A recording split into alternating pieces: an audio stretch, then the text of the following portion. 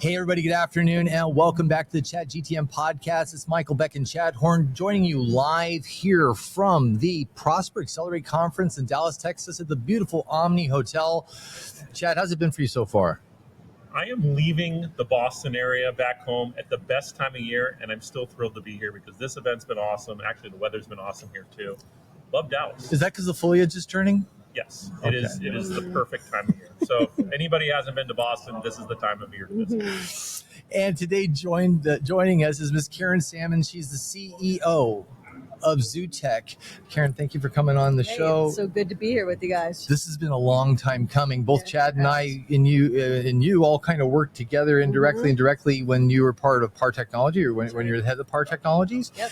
And this is kind of a really humbling circle back to talk to somebody that I admired from a distance for a while. So thank you so much for coming on. Absolutely. Yeah, absolutely. It's good to be back. It's good to be with you guys here in Dallas. Yeah, so we're here at the Prosper Forum, Prosper Accelerate, part of Prosper Forum Company. But before we get going in that, I'd love for the audience to know a little bit about you, where you come from, what you do, what Zotec does. Can you give us a little bit of just a synopsis there? Yeah, I'm trying to compress a lot of years into a very short. You got 3 seconds. No, take as much time as you like. So, I'm here at Prosper Accelerate, CEO of Zutek. It's a company that I acquired back in 2021. We are a company that does project management and program management, and then the installation services. So that professional services and the delivery services for big brands that I've worked with and had the privilege of working with for my entire career. As you mentioned, we started working together when I was CEO of PAR Technology. It is a company that my father started back in the 70s. PAR was started in the 70s. Right. He had started a government contracting business back in the 60s. So I grew up with restaurant technology. I had point of sale terminals on our table, in our living room, or in our dining room, and in the kitchen, and worked in the business from a very young age, and then was able to translate that and working there as a professional for two different time frames. One when I joined as legal, and then was in sales and in marketing. Then left for a while, and then came back and led the company through the transformation from a hardware systems integrator to a cloud-based software solutions company. That's a huge leap. It was a big leap, and it was a lot of work. You guys were part of it, part of the success, and what PAR is today. And I can only imagine having those POS terminals and all the hardware you had in the house growing up. That's probably the purest form of immersive learning, right? Absolutely. Well, I think that you may remember that the first systems that we had, what we brought to McDonald's at the time, was built from Radio Shack pieces and parts, and that sat in our dining room for some time. And our claim to fame back then was that these terminals could stand alone. They either were working pen and paper, or they were working with a back office kind of server. That was the theory of what they wanted to do. And so yes, I have been around the block and working with this technology, working with with restaurant operators, corporate franchisees, all different brands around the globe for a very long time. That's awesome. Understanding what they go through. Karen, as someone who grew up in the industry and has seen as much of it as you have, what's your favorite part about the industry? No, that's a really good question. He stole my question. Yeah, there's many things that are favorite about the industry. It's really the people. It's a service industry. I feel very called to serve in many parts of my life. Yeah. And so I worked in restaurants. I've worked with technology for restaurants. And that's connection with the end customer, with the consumer, bringing the joy that restaurants do, breaking bread together. Yeah. Those are all the things that I really love about the restaurant industry. And then being able to work with it from a technology perspective, making it flow, creating a frictionless environment, and serving people what they're looking for in terms of food is always a great, it just feels really good.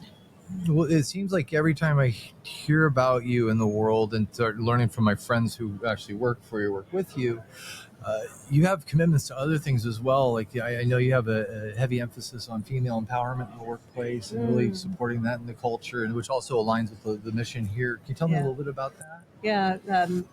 Well, I'm very proud that Zotec is a woman-owned business.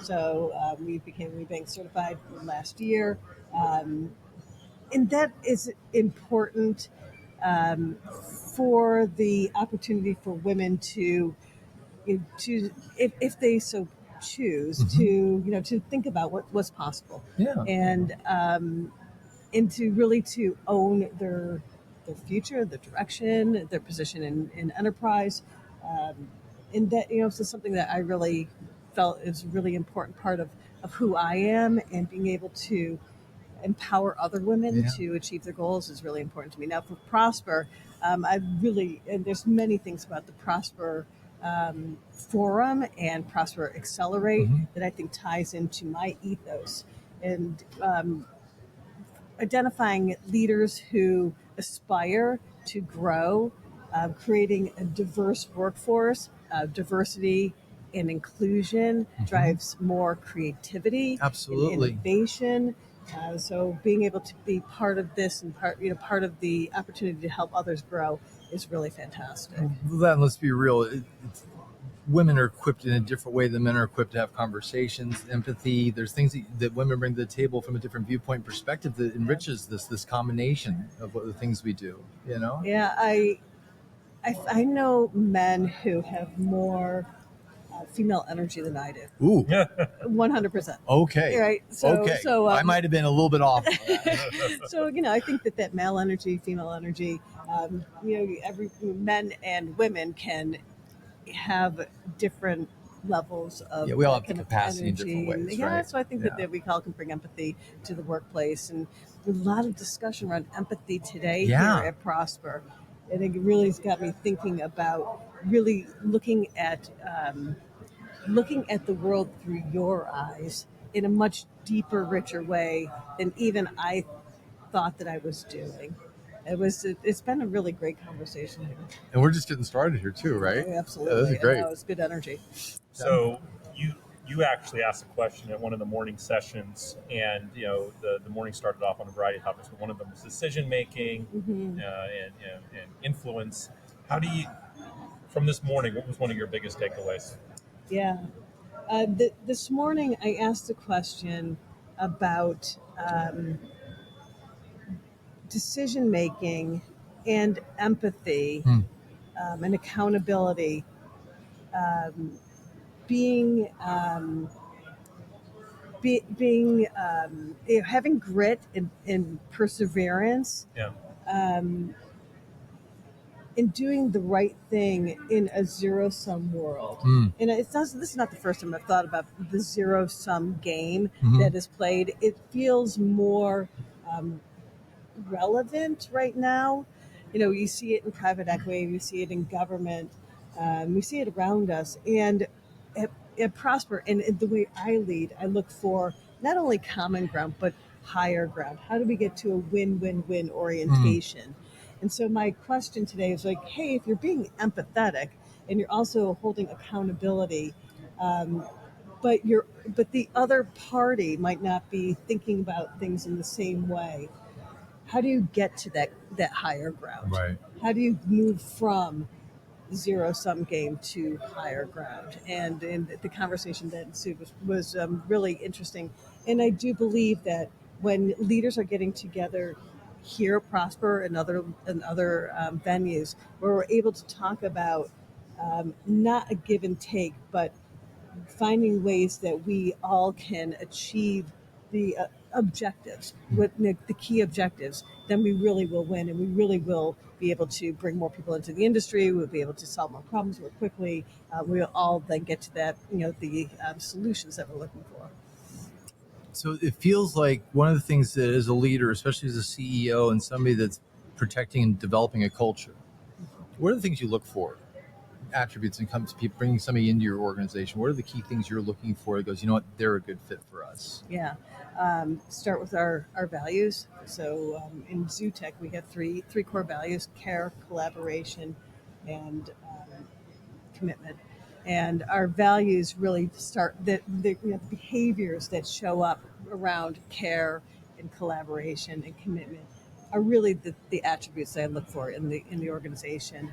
I am very clear about the expectations for the company. We're an EOS driven organization. Love EOS. It's great way to run the shop. It's really a game changer. Mm-hmm. And so as we think about EOS, and we have our accountability charts, and we have our scorecards, our level 10 meetings, we're very, very clear about what we're looking to achieve in 1 year, 3 years, 10 years, tied to our core values and our underlying higher purpose. Love it.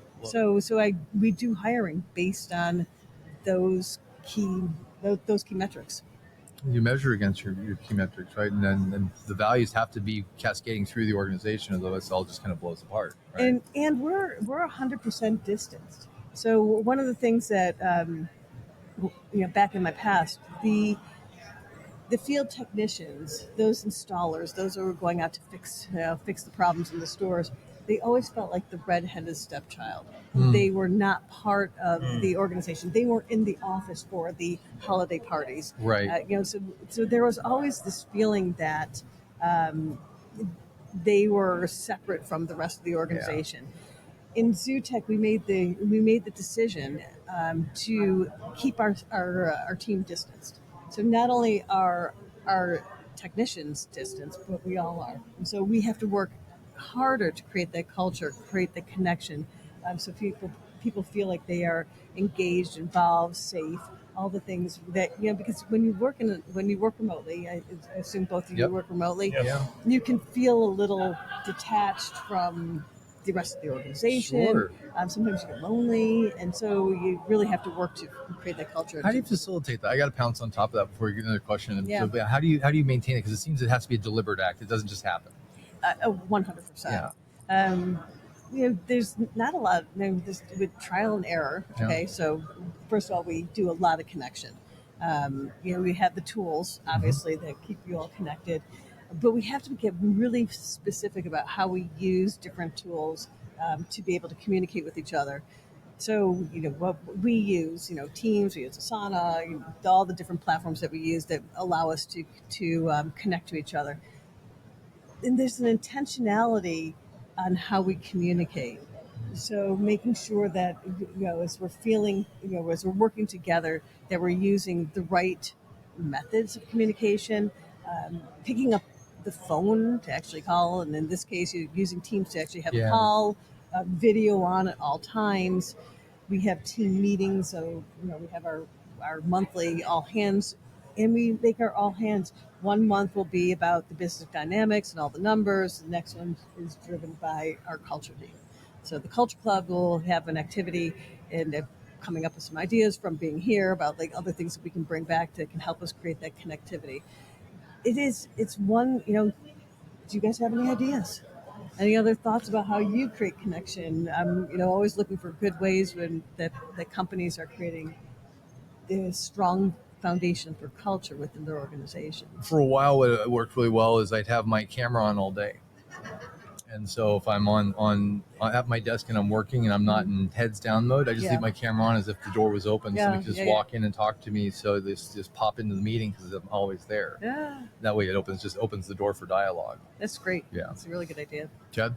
Yeah, I think back to the L10, just how you start off a meeting, right? Good news. Yep. Right. So trying to capture as much of that in-person energy as you can remotely. Yeah. Part of that is sharing life right with everybody at the beginning of the meetings, or just if you're in an office together, you can go grab somebody and have a real-time conversation. So you can emulate that to a degree by just however you're scheduling your day, being very intentional to get back to people quickly when you can. Versus completely asynchronous. I'm going to send a message, wait 2 hours to get a response, right? So the more you can boom, boom, boom, boom, then you capture more of that. Yeah, I do love the check-in from the L10. For those who are not familiar with the EOS, is one of the meeting structures that you have. Yeah. So in that first part where you check in, actually taking that moment. Yeah. to deeply check it. Tell me something personal, something professional. Exactly. Good Yeah, news on both sides, yeah, right? yeah. Just to level set, because there's business is full of issues and problems, and so it's really great to be able to take just a moment to check back in. Yeah. Well, if you get too data heavy, you lose the humanity of it. Yes, you're going to hit your numbers. You have to talk about your numbers, but I think you go people first. Now you realize you're talking with other people. They see that they're working with other people too, and now you're having a human conversation that goes through the rest of it. And getting the human stories for everybody in the organization. Some of the culture things that we'll do will be to break in, have a couple different questions and tell something that I don't know that you like, that you really hate, or whatever the questions are. And so we break into separate groups, and then we say, okay, let's come back and let's share it. So that's creating conversations and connections with parts of the business that you might not even have a connection with on your day-to-day basis. That's true. And then if everything's boiled down to text and just writing, then you lose tonality, right? You're not able to hear. Or see, like, I love the idea that the camera's on because you can see people's faces, or whether they understand what you're saying, or you can see the wrinkle in their brow, like, what the heck's going on? And you can go, did you have a question? As opposed to just going, yep, I nailed it. Yeah. Right? Yeah. Chad? So one of the things when I'm looking at a tech company, I spend a lot of time researching tech companies, is how readily do they change? And oftentimes I'll see companies stuck in the past. So I'm curious how you approach that at Zutek. Changing and evolving your company. It's never been more important. AI is one of the reasons. I don't think it's the only reason, but it's just, how do you think about that? I think about that all the time. So to think about for Zotec how we are changing, the reason that I engage with the company, the reason I invested in the company, is that a lot of the industry has changed dramatically. The software that we use in our stores, the hardware that's being used, indoor and outdoor, it continues to evolve. The way that we deliver the services with the technicians, the lead technicians, the helpers, electricians, trenching, all that we're doing in the stores has not significantly changed in 50 years or more. And so as I look at the way that we're doing business in Zotec, I emphasize the people, the process, and the technology. And I put a lot of investment into those three areas. So identifying the people that can drive the change around the industry.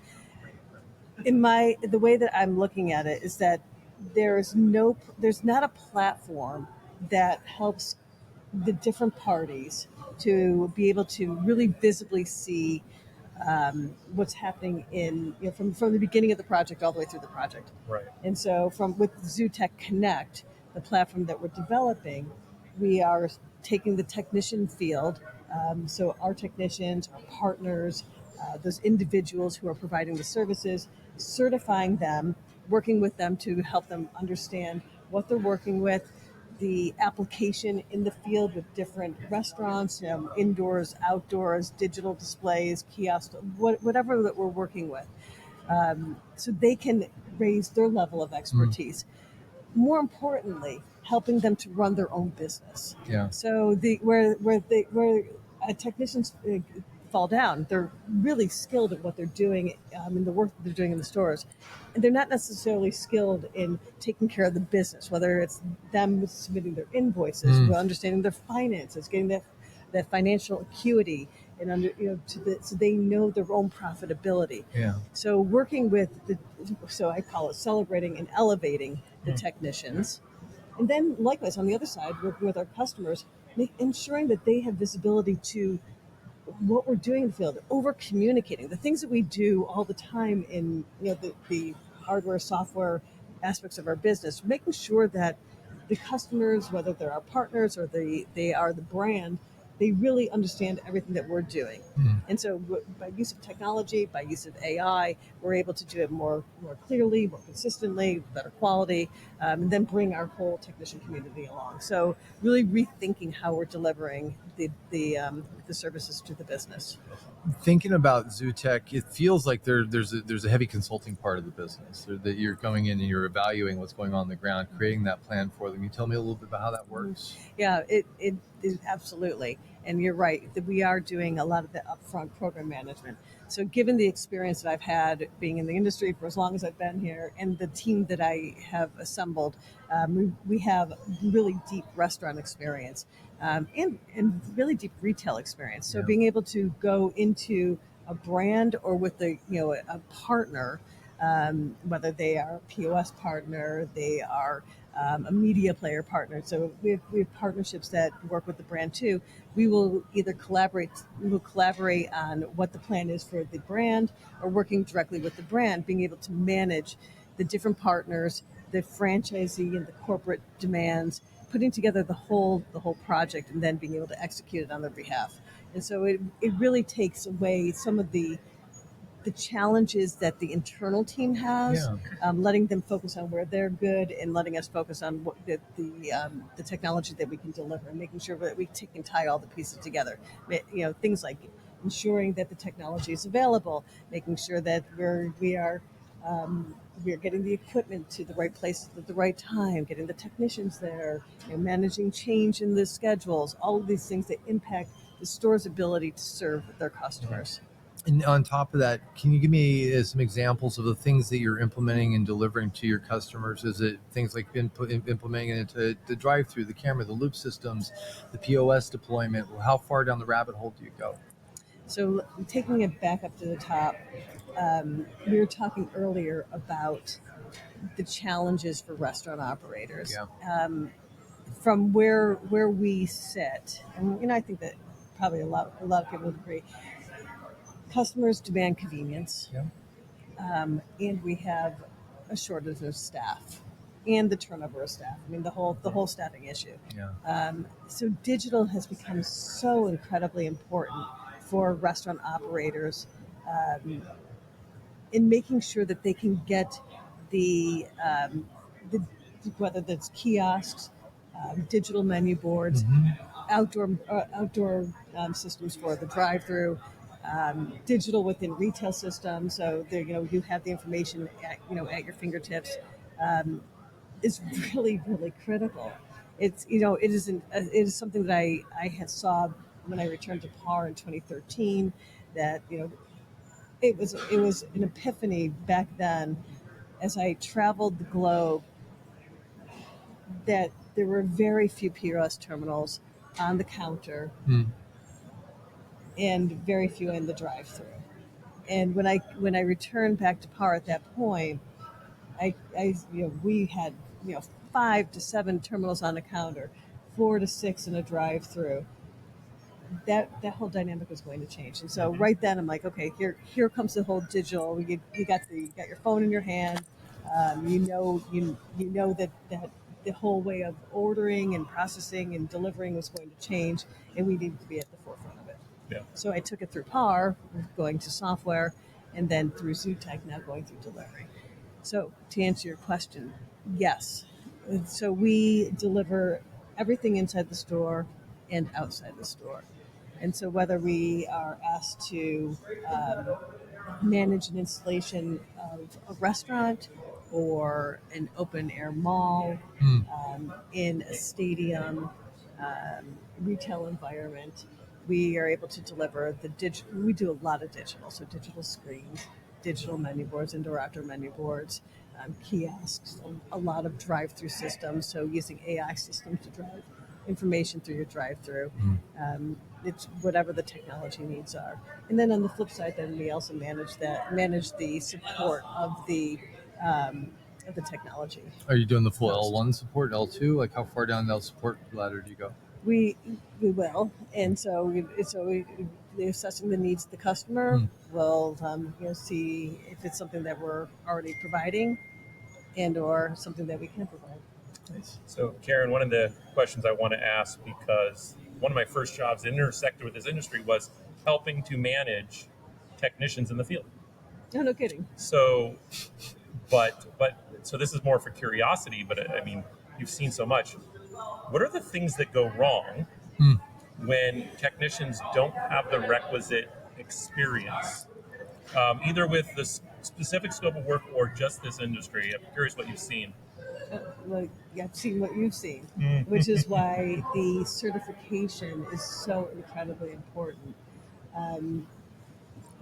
Everybody has an opportunity to work with the platforms that provide technical labor. Yeah. That is insufficient. Right.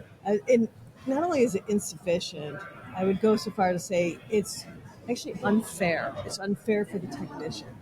I'm taking that model and I'm changing that model. What we're doing is saying, okay, these are the technicians that we know and that we've worked with. You have requisite number of hours doing our installations. We have scored you. You've been scored by the end user, or the customer, at the store level. And so we have a better picture. We understand how you have done your check-in, how you've checked out, the pictures that you've taken, how we've been able to assess them using AI tools. Yeah. And all of this can provide feedback to the technician, because if you end up in a store and you're ill prepared, it doesn't go well for anybody. And so it's essential that we're taking the time to draw on product guides and installation guides that may come from a particular vendor, interpreting them for the specific environment that they're going into, and making sure that they are understood by the technicians who are going to perform the work. Having an open bridge, having check-in points along the way to make sure that they are hitting that first hour of work. Are they falling behind?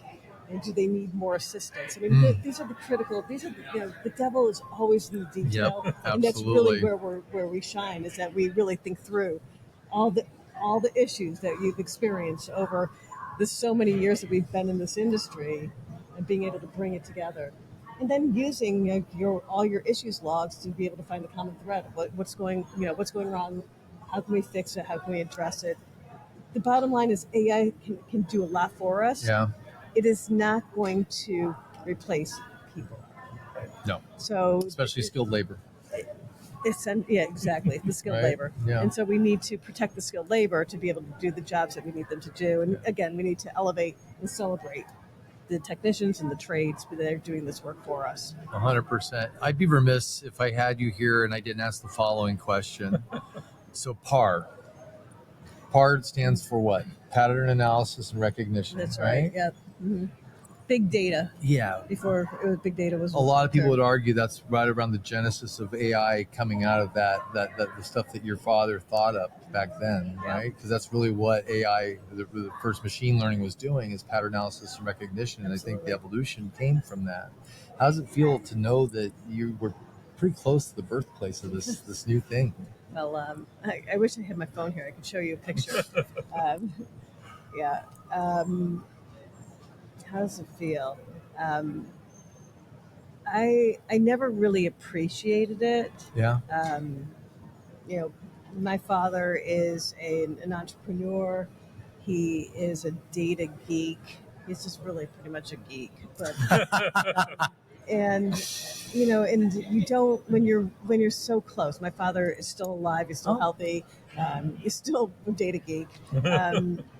You don't really see it for what other people can see because you are right there and really close. But we worked together for many years. Have had conversations around the kind of issues that restaurant operators, retailers experience, and how we can solve those problems. The idea of becoming a software, cloud-based software solutions company was a conversation that we had for probably 15 years before the industry was ready. It's such a radical transformation, too. Before the infrastructure was there. Yeah. We called it the thin store. And so when we were talking about, we need to get the technology out of the store so that the store can just operate seamlessly. And you think about, the idea was great. But if you think about the environment of a restaurant now, Yeah. it is not a thin store. No. There is so much technology. It is digitally thick. There's so much technology in it, and there's so much richness in the data. Yeah. So the thing, one of the things that I hope for PAR is that they are. Sydney is a great leader, returning to the roots of PAR technology and pattern analysis and recognition, because the richness of the data can be applied for so many learnings for the industry, and I think that they're doing great work. That's continuing phenomenal. the great work that we did. Ted? So we're coming up on a new year in a few months. Mm-hmm. So if you could have your team keep one idea or thought top of mind all the time, what would it be in the new year? For this new year, this is a great question. For 2026, we are focused on the one thing. Okay, let me restart that. Okay. That's okay. Yeah, because there's so many things are going through my head. But for 2026, we're really focused on executing what we do best, being very focused on the technology that is being asked of us to be deployed. We have taken the time to invest in software and technology for our teams. We are certifying partners and individuals to be part of our greater team. And we have a really great team in place. And so as I think about the EOS conversation that we had, that focus on the process, the technology, and the people is really where our emphasis has to be. And if we continue to do that with the business that we have been awarded, we're going to have a really, really strong year and continue to build toward our goal to elevate and celebrate the technicians, and then achieve our higher purpose to empower the people to power tomorrow. Beautiful. It also drives the retention of your talent, right? Keeps your culture strong, keeps the company vibrant and alive, and keeps that tribal knowledge inside the building too, right? It's all good stuff. I love that. Well, as we're wrapping this up, and we have a busy conference here, I know that you want to be part of too, not missing any of these sessions. Yeah. If I'm an operator, I have a business or retail operation, what am I feeling that I probably want to give Zutek a call? If I'm thinking about doing something, about to kick off a project, what would be the call to action? Well, I hope that they would think about us in terms of who they want to work with, that they can trust to be able to think through their aspirations, to help their teams be more successful. But I like to work with organizations really truly as partners. And so I know that can become a cliche. It gets thrown around a little bit, right? It's a cliche, but I really do think about the win-win-win orientation. Yeah. So how do we truly understand what the needs are, measure ourselves? So going to the 2026, continuing to measure our performance with clarity and data, and so we can continue to improve our performance. And so the call to action for any retailer who is looking to deploy more digital and needs help thinking through not necessarily what it is they want to do or what products that they want. Certainly we can opine on that. Is the problem they're solving? But the problem they're solving, then how they want to solve it, and the best ways to get deployment and to get acceptance from franchisees, and to work through those kind of issues. That's where we can really be a benefit. I love it. Chad, anything else before we wrap up here? What are you most looking forward to this week at Accelerate? Oh my gosh, there's so much. Accelerate offers the opportunity to meet really terrific leaders who are sharing their deep, authentic, vulnerable experiences with us. Yeah. I'm looking forward to meeting the next generation of leaders. My team is relatively young. They're young, and so keeping me really tied to the tools that they're using and how they are working. And I feel like that, the energy in this group here will be able to also share great ideas into like how you really truly create great organizations, top-notch organizations. Being able to just break bread with other leaders like yourselves and being able to have that connection. Prosper, it was an easy conference, an easy program for me to align with. Hattie and David and their team are really focused on the things that truly matter, things that really create high performing teams. Yeah. They create outstanding companies Yeah. and organizations that can last the test of time. So I am so proud to be part of it. We're proud to have you here and be part of this with you too. And Yeah. this is a shared experience for us. This is amazing. Great. Well, guys, as always, as we wrap up here, we're grateful for amazing professionals like Karen and people here at the Prosper Show. One of the things that Chad and I have recently been exposed to is a group of young professionals over at Kennesaw State University. And much like these young professionals here, there was something so reassuring. Yeah. I mean, you hear horrible things about the world through the news, and you hear things about the next generation. Then you actually get on the ground, you meet these folks, and you see how well they have their act together.